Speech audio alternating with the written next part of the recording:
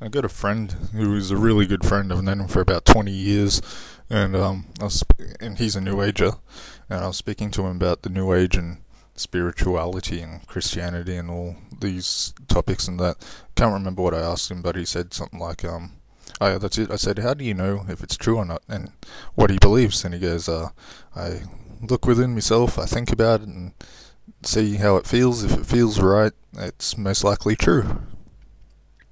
And it's like, yeah, well, there's plenty of people, really good, well, um, people that had goodness in their thoughts and well-meaning people have been part of different cults throughout the world and felt good and everything. And then their leader goes, "Okay, we'll drink this cup of Kool-Aid," and they did. And obviously, that's not right.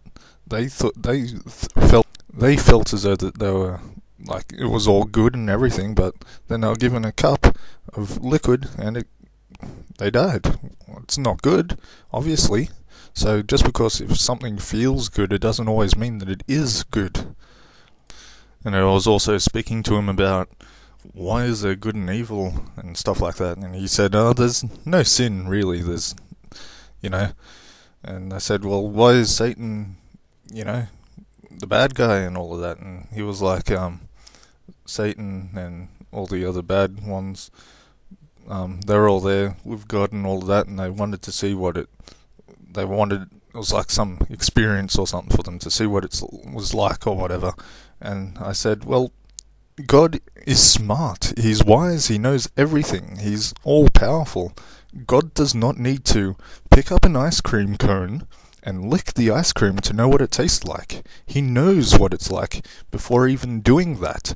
So, are they saying that God and all of them aren't as wise as what they really are?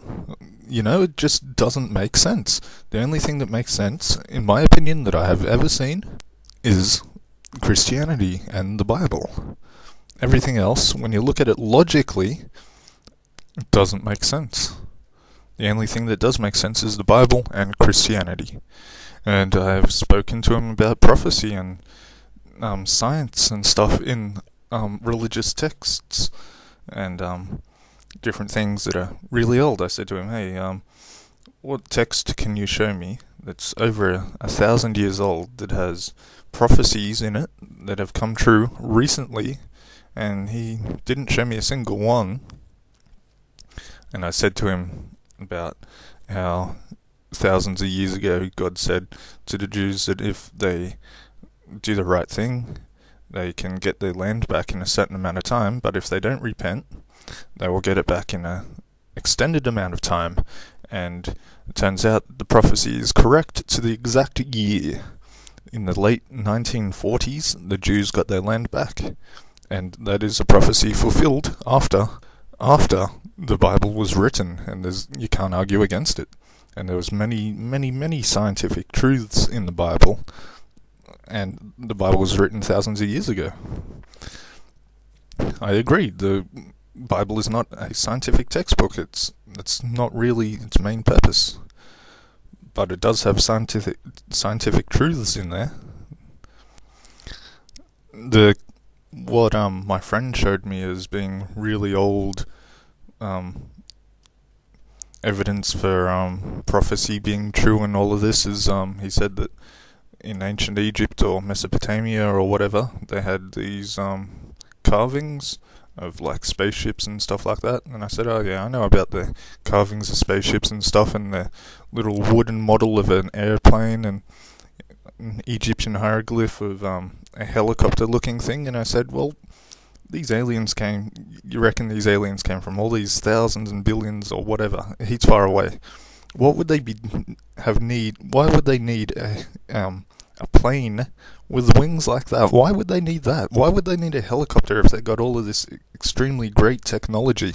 I reckon that's just proof, very early proof of either psychic ability or demons being channeled, and the demons are saying, "Oh, in the future this is going to be happening." And you see, what's his name? Eric von Daniken or whatever, and he's talking about how there's these Nazca lines and stuff, that the so-called aliens used to use as airstrips and stuff like that. Well, these aliens would have had far greater technology than what we got today, and we have aircraft that have vertical takeoff and landing. They can, like jets and things, they can land and like straight down vertical. They can take off like that. There's just no need for these runways if the aliens have got so much great technology. You see all the time, people say, okay, well, there's these UFO, it landed down, it didn't use a runway. They say it just came down and landed on the ground like that. So what's the point? There's no need for these runways. If they needed the runways, they wouldn't have the technology to get here.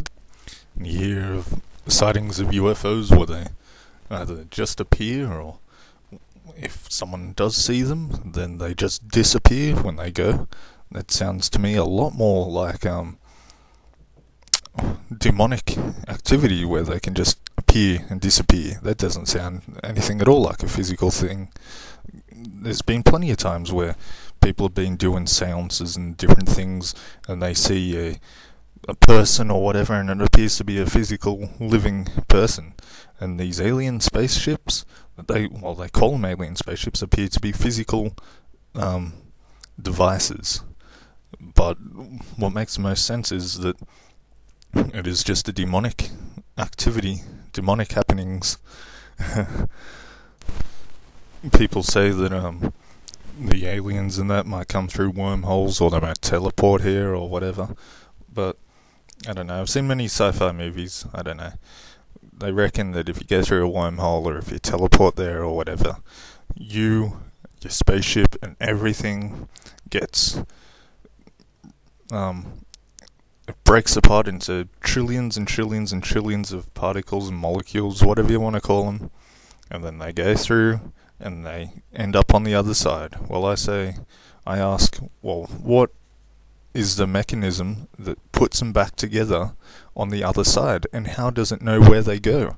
They would have had to have come here to start with, which would have taken far too long, and they would have had to have put that mechanism there to start with for them to be put back together, or they would just be dead. There'd be trillions and trillions of molecules, and they'd be dead.